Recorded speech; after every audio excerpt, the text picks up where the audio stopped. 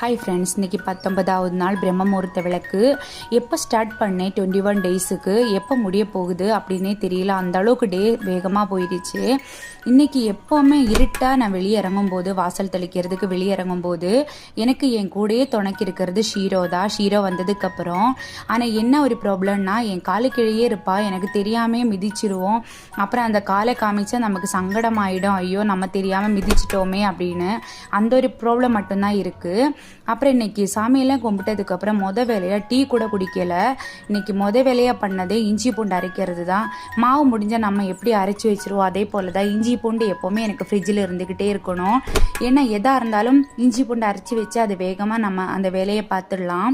அப்புறம் எப்பவும் போலயே ஏகாந்ததியோடு உட்காந்து டீ குடிச்சிட்டோம், ஸ்நாக்ஸும் சாப்பிட்டுட்டோம். இப்போ எப்போவுமே அந்த கிச்சன் சைடை வாசலுக்கு பக்கத்து தான் உட்காந்து டீ குடிக்கிறது. ஏன்னா சோஃபாலாம் உட்காரது கிடையாது. இது ஒரு சுகமாக தான் இருக்குது.